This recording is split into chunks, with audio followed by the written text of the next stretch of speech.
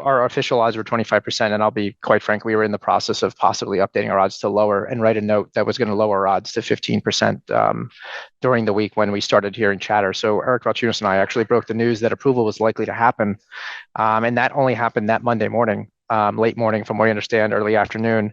And the due date for the decision was that Thursday. So there was no time. Usually it takes weeks, many days to write up approval orders of what's called the 19B4. And that's basically the exchanges requesting the ability to launch these things.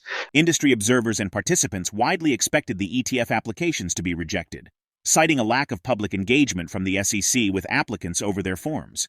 This changed a few weeks ago when the SEC asked exchanges to update 19B4 forms on an expedited basis. JamesSeyffart, research analyst at Bloomberg Intelligence, stated that the official odds of approval were initially set at 25%. In fact, they were in the process of possibly lowering those odds to 15% and drafting a note to reflect this change. So what caused the pivot? According to Seyffart, there are a few theories, including the SEC's plan to approve the ETFs all along. But Seyffart doubts this since the SEC wasn't engaging with feedback on the filings. The Biden administration or Democratic Party leaders intervened after the Senate vote to repeal SAB 121, making it an election issue and preventing the SEC from denying the Ethereum ETFs. The SEC's composition influenced the decision, with 2 Republicans and 2 Democrats. The swing vote usually comes from the chairman, currently Democrat Gary Gensler. Ethereum-based exchange-traded funds that can directly hold Ether are soon arriving in the U.S. and could attract $4 billion of inflows in the first 5 months, crypto analytics firm K33 Research said in a report. Once waging a legal battle against crypto ETFs, SEC Chair Gensler now talks about the pending ETH ETF as if it's a casual process and is jumping through the standard hoops. The Securities and Exchange Commission may still be several weeks away from delivering a verdict on pending spot Ether ETF applications after receiving a flurry of updated 19B4 filings from prospective issuers. Ready to uncover more insights? Remember to subscribe and turn on notifications always to get our latest content. If you talk to any issuer, and I've talked to many of them, including the top dogs, Fidelity and BlackRock, none of them were expecting approvals. They all were expecting denials. I had meetings on like prep calls for different panels I've been on, and all the prep calls we talked about, 1, we're expecting denial, and then 2, on the panels we actually said that, and then 2, I had conferences planned where we were like podcasts and Twitter spaces and things where we were like, let's talk about the denial on this time. So like everyone was expecting a denial. So what happened? What was the pivot change? The first theory was, one, this was that I don't think is correct. The SEC planned to do this all along, and they were likely going to approve because they were backed into a corner in the same way they were on Bitcoin. I don't think that's the case. The SEC was not engaging with anyone. There was no interaction. They were not basically giving any feedback whatsoever on these filings. I don't think that was going to happen. The second option is the Biden admin or some people higher up in the Democratic Party basically called in after the Senate vote to repeal SAB 121 after Trump made this an election issue and basically stopped the SEC from denying these Ethereum ETFs. And the third option, which is seeming possible as well, is that the way that the SEC Commission works, the Securities Exchange Commission, the way it works is there's 2 Republicans, 2 Democrats, and then whoever's the president in power theoretically gets to select the chairman who runs the commission. In this case, that's Gary Gensler. He's a Democrat, so theoretically, the 3 Democrats, if anything that they differ on a political basis, the 3 Democrats have the power to override. And what happened with the spot Bitcoin ETFs is Gensler is the one that had to be the swing vote there because the courts basically dictated the SEC had to approve. It's possible here that Gensler wasn't the swing vote. I mean, theoretically, it could be, and that the Biden admin came down and said, this is what we have to do, or someone high in the Democratic Party. But also you have to realize so Caroline Crenshaw is more on the Elizabeth Warren side of things. She's very anti the space. She actually dissented fully in the approval of the spot Bitcoin ETFs. The other Democratic Commissioner, Liz Araga, spent a decade plus, I believe, he spent a very long time working with Nancy Pelosi, who seems to have pivoted here and been more at least pro or open to crypto. So it's possible that he could have been that swing vote that forced this through. The issue is we don't actually have a real vote. This approval order was issued via something called delegated authority, which basically is how most things happen at the SEC. Like the commissioners don't decide everything from the top down, right? For the most part, you're like, here's the SEC staff, you work in all these different divisions, you need to make the decisions, it's delegated authority. But for stuff like this, typically there is a vote. In this case, they went via delegated authority, so we don't see that vote breakdown.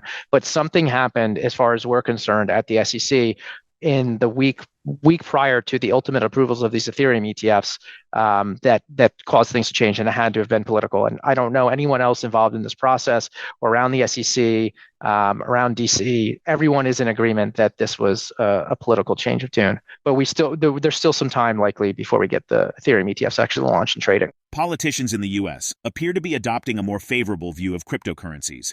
Cryptocurrency-related events in the U.S. may signal that President Joe Biden is entering the race for the attention of the crypto community. President Biden's veto on Friday of the SAB 121 resolution is negative for banks, but may have been judged to have limited political consequences. SAB 121 is the Securities and Exchange Commission's staff accounting bulletin preventing banks from providing digital asset custody services.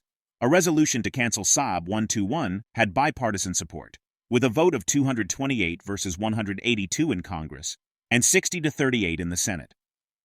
Regarding the issue of SAB 121, Seyffart explains that it effectively makes it functionally impossible for regulated banks to custody digital assets. However, despite recent developments such as the SEC's approval of spot Ethereum ETFs, Seyffart highlights that the administration's stance remains nuanced, considering factors like prior statements and timing.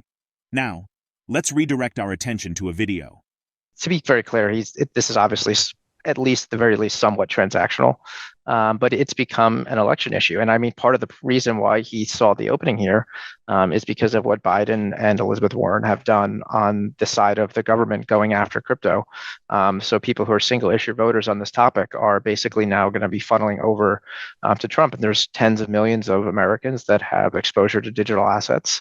And obviously, this has now become an election issue, whether they like it or not. And yeah, I mean, that's just the matter of the fact of what's happening. And he did pivot a little bit. I mean, Mnuchin wasn't a huge fan of the space, which was Treasury Secretary at the time. He didn't really like it that much, but he's kind of come around. And part of it, I think, has to do with there's other people that are in his orbit now that are talking up the benefits and virtues of things like Bitcoin specifically. So, I mean, I think this is rather transactional, but at the very least, if you're a single issue voter and it's on this topic, I mean, it's kind of, there's no real argument here for the other way.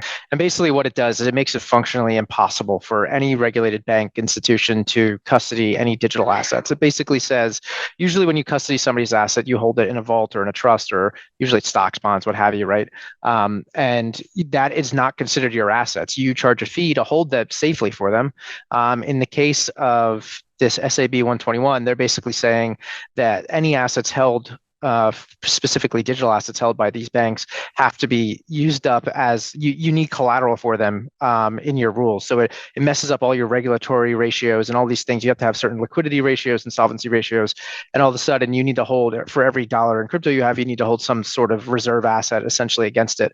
So functionally speaking, the cost of doing that and holding a reserve asset against it is orders of magnitude higher than the fees they were charged to do it. So there's no other asset in the world that's really handled like this. So this is a little ridiculous, to be frank, right? So for the most part, there's been bipartisan approval to basically say that this thing needs to be repealed.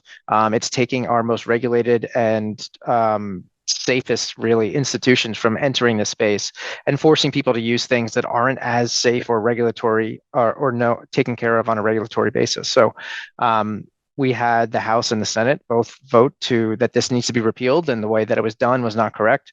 And then we had Biden basically veto it. So we saw that there's been a bit of a 180 since we saw that the SEC was going to approve the spot Ethereum ETFs. But this shows that it's not a complete 180. They're not fully relenting on things they're doing against the crypto space. That said, Biden went out early in May 8th or May 9th, before the voting in the House even happened, and which was a week or two before the voting in the Senate happened, and said they were going to veto this. So it kind of wouldn't look great if they, less than a month ago, said they were going to veto it and then come out and it hits his desk and he actually doesn't. So there's a lot of nuance here. Ethereum price hovered around $3,860 on Wednesday, following Securities and Exchange Commission (SEC) Chair Gary Gensler expressing his opinion that the launch of spot ETH ETFs may be delayed. As the U.S. elections approach, Biden's stance on cryptocurrencies appears to be softening. What is behind this decision, and what can the crypto community expect? We welcome your insights in the comments section below. If you found this content valuable, don't hesitate to give it a thumbs up, and don't forget to subscribe to stay informed. Thank you for joining us on this journey.